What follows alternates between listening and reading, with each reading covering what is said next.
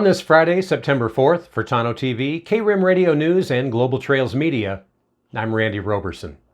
Well, that Griffin fire in southern Gila County that has charred nearly 62,000 acres, it's finally 100% contained.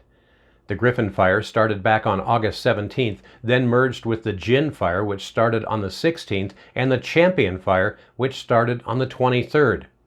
That's all about 5 miles northeast of Globe in the Apache Mountains, west of Highway 60. The nearby Alder fire is now listed at 633 acres with 0% containment. Like these other fires, that fire was also lightning caused and is burning in grass and brush. That fire started on the 27th, about 16 miles north of San Carlos. The Rock House fire in that same general area was also lightning caused and is now listed at 19,506 acres. It is 37% contained. That's about 22 miles southeast of San Carlos. There's a total of 419 firefighters on these fires, including 7 crews, 17 engines, 5 bulldozers, 7 water tenders, and 7 helicopters. A little closer to Payson, the Hidden fire southeast of town has grown to 6,107 acres in size and is now 29% contained. Rick Miller, Operations Section Chief for the Southwest Area Incident Management Team tasked with managing the response effort on the Hidden fire, says they've been making some significant progress. Really good day yesterday. A lot of good work. The crew's been working hard. We didn't have any new fire growth yesterday that wasn't planned burned out operations. So I'll go around the horn. The whole east side of the fire is really looking good. We have very minimal heat out there. The lines are secure. That looks great. Coming around the north side by Pine Mountain, all of that's looking good. There is a few heat sources that continue to smolder. We have lines in place. We're starting to work on those, and we're feeling really good. Coming a little farther to the west than that, if you guys are familiar with Chalk Mountain, we did burnout operations around that day before yesterday, and we had more of that we did yesterday, small amount yesterday. That was the only growth to the fires, what we did out there. No issues out there, looks great. Coming around back to the 1938 road, we have direct line or burnout line all the way from 1938 road east, and then coming back around to the south. The only line that's not in is this piece out here, and that fire burned into some pretty rough, rocky terrain. We found a few heat sources out there. We've been hitting them with helicopters. They have not been moving. Coming around over here on the very south side, day before yesterday, we did a burnout operation. It was successful. We spent the day yesterday just getting more depth on that burnout operation. Majority of the smoke that was visible was coming off that. So fire's looking really good. Crews are working really hard, and we're feeling like we're getting a handle on it. And in other news, most counties in Arizona, including the state's most populous one, were cleared yesterday to transition their schools to some form of in-person learning after recent coronavirus data showed improvements. The State Department of Health Services announced that 8 of Arizona's 15 counties now meet the benchmarks required to do a hybrid of remote and in-person instruction if they choose to. That includes Maricopa and Pima counties. Meanwhile, Greenlee and La Paz counties, which are more rural, got the green light to switch to full-time in-person classes. State Superintendent of Public Instruction Kathy Hoffman, however, urged caution as school districts consider whether to make the switch.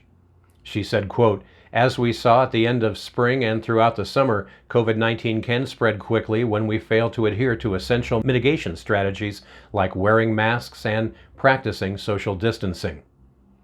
Mesa Public Schools, the state's largest school district in terms of student body, said yesterday that administrators now hope to start hybrid learning beginning September 14th, but the district will make a final decision after seeing next week's data. Under an executive order issued by Governor Doug Ducey in June, there are 3 key criteria that counties need to fulfill for schools to offer hybrid instruction. A county must have a decline in new cases or a rate of less than 100 new cases per 100,000 people in a 2-week period. In that same time frame, a county must also show a test positivity rate below 7% and hospital visits for COVID-19-like illnesses below 10%. And finally, with the Labor Day holiday weekend upon us, if you're headed down to Apache Lake for this weekend, it's important to remember the north shore of Apache Lake is closed until March of 2021, that due to dangers of flash flooding posed by the recent bushfire. A flash flood devastated Party Cove. That's where Alder Creek comes in. That's about a week ago, and the folks down there at Apache Lake say it'll never be the same. Officials say do not enter Party Cove or the Horse Mesa Dam area while there are still some recovery efforts ongoing. And in associated Rim Country weather, some near record temps and an excessive heat warning are in effect not only down there on the lakes, but also here in the greater Payson area through the Labor Day holiday weekend. But after that, there may be some significant changes headed our way. What are they? Well, a complete look at your Rim Country weather forecast is coming up next. You're watching Rim Country News. Right now, as you're watching this video, there are over 40 million people getting trafficked against their will. And what makes it even worse is that stat is notoriously underreported. So many victims even know their traffickers well. A parent, a family friend, even spouses. 7 out of 10 victims are female. 1 out of 4 is a child. Those at greatest risk are the marginalized, the vulnerable, homeless, living in poverty. Human trafficking generates over $150 billion every single year. You know who spends the most? The U.S. You know what makes me even sadder is my home state of Florida, which I love, is near the highest every year. And probably within a mile of where I'm standing right now is a girl who has been or will be trafficked against her will. Guys, it's not good enough. We gotta do better. We need you to enter the fight, and we need you now.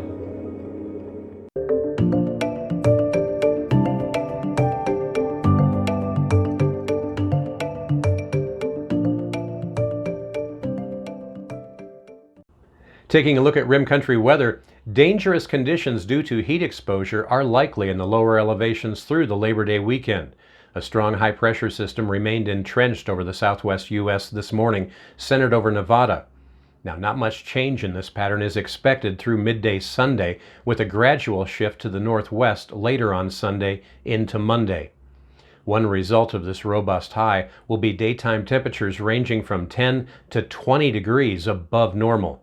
However, starting Tuesday, an unseasonably strong low-pressure system and associated cold front will dive southward across the U.S. The best model estimates at this time are for the low-pressure system to drop southward across the Rocky Mountains, then swing across New Mexico. What does that mean? Well, under this scenario, cooler temperatures and gusty northeast winds appear almost certain for northern Arizona starting Tuesday and lasting through at least Thursday.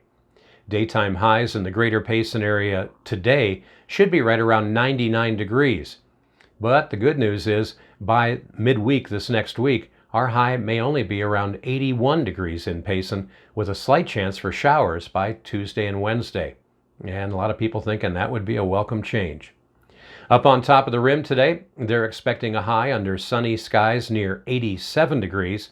And our neighbors to the south in Tonto Basin, where there's an excessive heat watch in effect now through your Labor Day Monday, they're expecting a less than chilly high today of 109 degrees. And you gotta know, they're looking forward to next Wednesday and Thursday when the high down there is expected to cool off to about 90 degrees. I'm just guessing there won't be a lot of complaining about that 19-degree drop in daytime highs after a pretty brutal summer season. And that's what's happening around Rim Country. For KRIM Radio News, I'm Randy Roberson. Make it a great Friday and have a safe holiday weekend.